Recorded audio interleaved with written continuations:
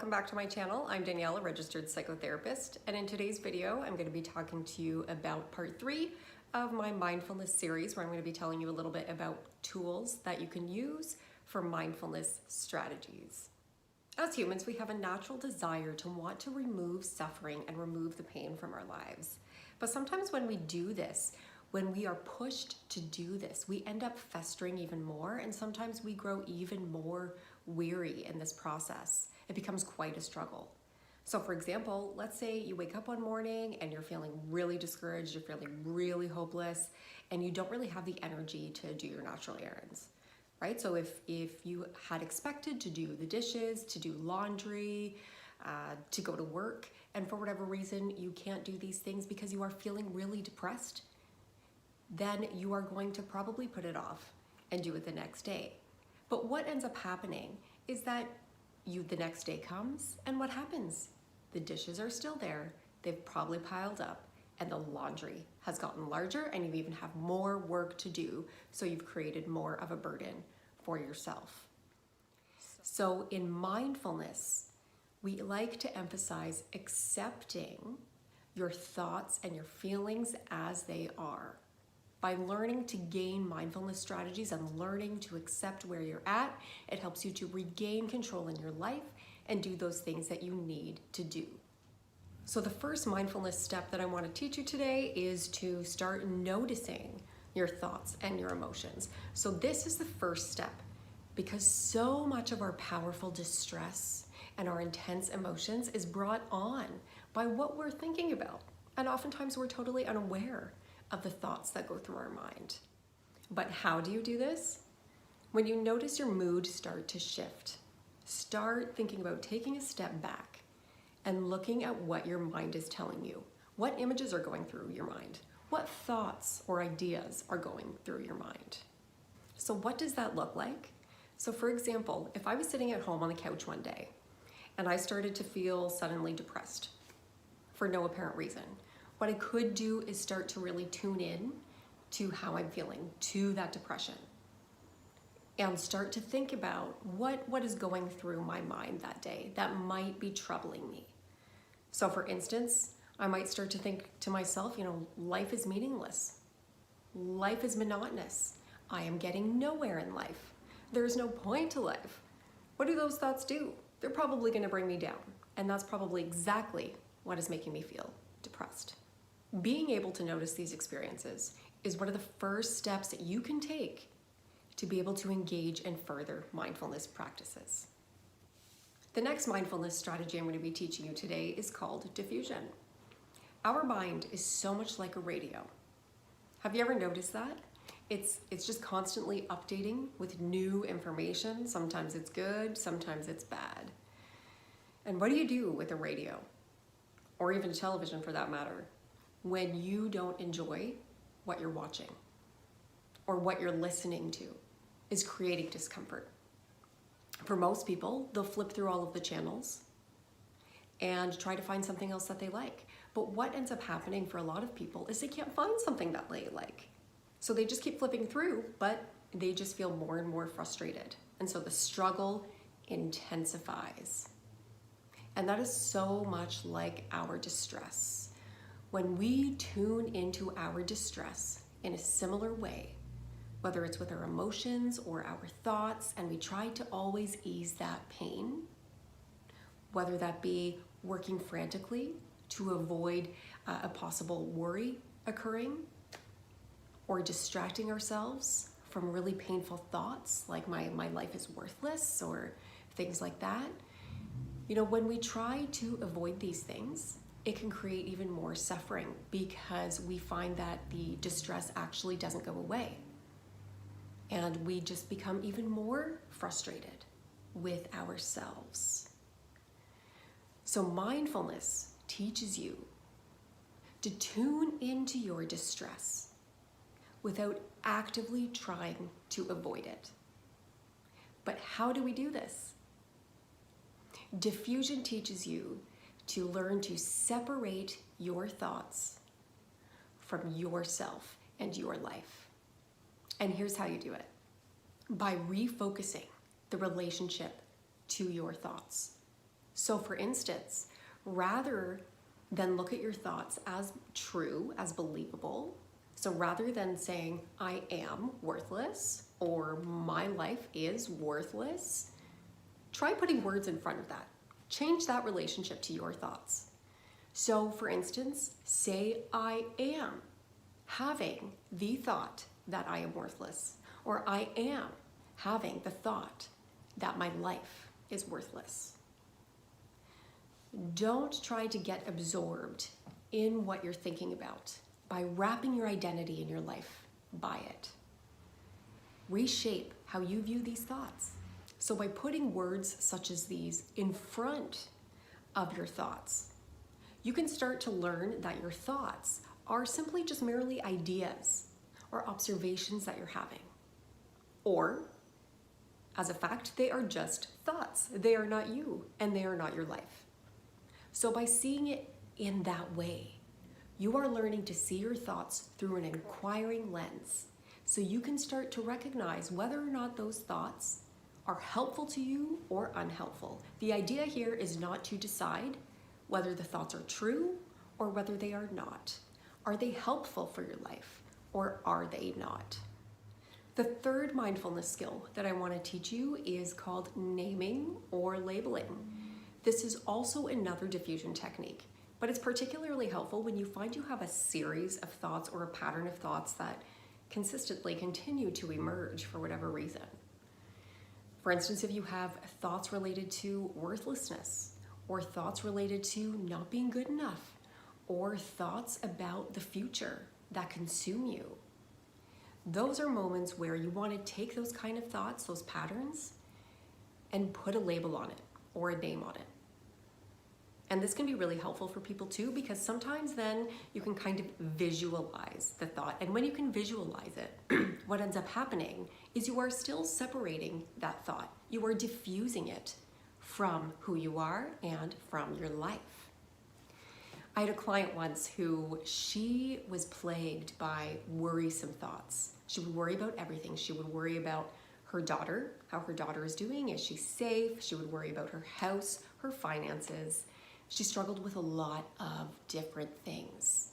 And what would end up happening is when she would get sucked into these worries of, oh my goodness, my daughter's not texting me, that means something must be wrong, she would end up believing that thought, and she would become fused by it, that she would frantically call her daughter and go find her. If she didn't hear from her, she'd jump in her car and go look for her. And what did this do? This interfered with her relationship also with her son and her husband, and also herself, because she could not unwind. She did not have leisure time in her life because she was so fused with that thought. So what she ended up doing was she learned from this strategy, diffusion, and she found it very helpful, and she titled these worrisome thoughts as the road runner, and she would talk back to it. So she would say things like, oh, this is my road runner talking. And so when she labeled it, those thoughts in that way, that allowed her to look at the thoughts as separate from herself and almost talk back to those thoughts and instead choose what to do. So for example, one of the things that she said to me was she loved to read, and being worried about all these things interfered with that ability. So when she started to have these thoughts, she would label it, this is the road runner, and get back to reading. And this is kind of what I mean by refocusing. So you don't need to necessarily change an activity, but stay in an activity if it's good for you, right? Just don't let your thoughts overwhelm you. Another way that you can label things is you can just do it very simply. It doesn't have to be any specific name or label. You can even say, oh, here's my worthlessness story, right? Or here's the I'm incompetent story, right? These are all stories that our mind is giving us. This may be based on previous experiences that we've had in our life. But here again, you don't want to look at whether or not they're true or not. You want to look at, are they helpful to you or not?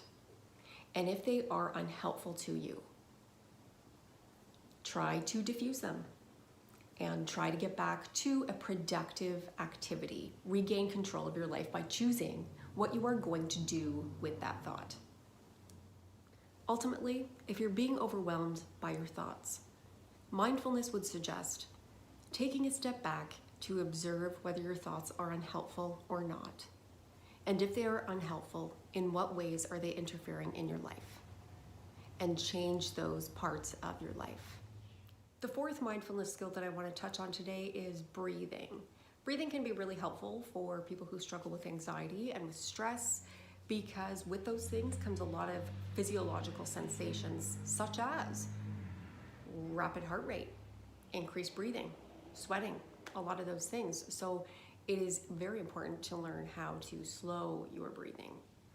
The other thing too, when you do start to feel anxious and when you do start to feel stressed, these physiological manifestations, if they are increased, if you don't slow your breathing, it can lead to the onset of a panic attack, which can cause even more problems. So by engaging in certain breathing exercises and learning to slow your breathing, it can be very instrumental in bringing those physiological sensations down and preventing that panic. So there's a lot of different kind of breathing interventions that you can use. I would personally say the idea here is to focus on slowing your breathing. I don't think it's necessary to practice big formal interventions to breathe slowly, but there are things that can help you learn and practice how to do it. So for instance, some things that I'll talk to my clients about is remembering to breathe in for 4 seconds and exhaling for 4 seconds, breathing in for 4 seconds and exhaling for 4 seconds. And we call this the box technique. It's just a really simplified version of learning how to practice mindful breathing, and also simultaneously learning how to engage in slowing the breathing process. And the one thing I do want to say about this though is practice it before you enter an anxiety-provoking situation, because what can happen is if you don't practice this ahead of time, if you are already anxious in a different situation, your mind is going to have too much to concentrate on.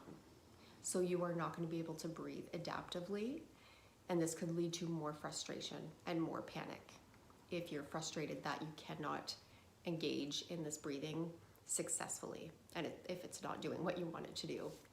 So I would strongly recommend practicing it a couple times a day at home, so you can master this approach more effectively. The other thing I want to mention about this as well is when people are anxious, they have a natural tendency to breathe through their chest, and this is actually not effective because it is a smaller muscle group than your abdomen or your diaphragm. So mindful breathing would promote diaphragmatic breathing, which basically means learning to breathe through your abdomen.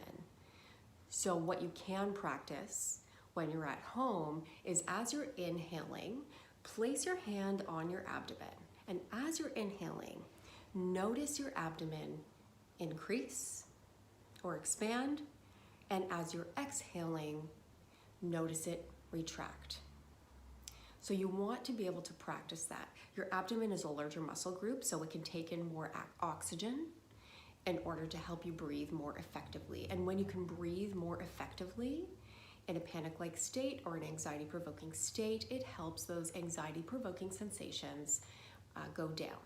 So I would strongly recommend those kind of skills for you. So just to sum up, mindfulness is an excellent way to learn to accept or be willing to accept distress in your life, while being able to regain control of your values and live a life worth substance.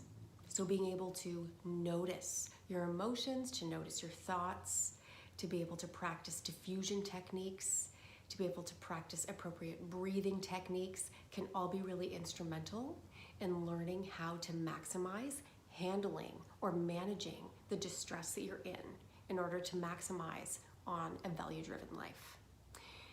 Now, another thing I want to point out before we finish up today is that just because you are practicing these skills, don't expect your distress to go away. It is normal for everybody in life to experience suffering. The idea here, again, is not for you to stop suffering necessarily, but to prevent it from getting worse, from preventing the suffering to build on itself, right? Allow it to be there, allow it to be present, and continue to live your life. I really do hope that you found this video helpful. If you did, feel free to give it a thumbs up and click the subscribe button to hear more. As always, take good care, and I will see you next time.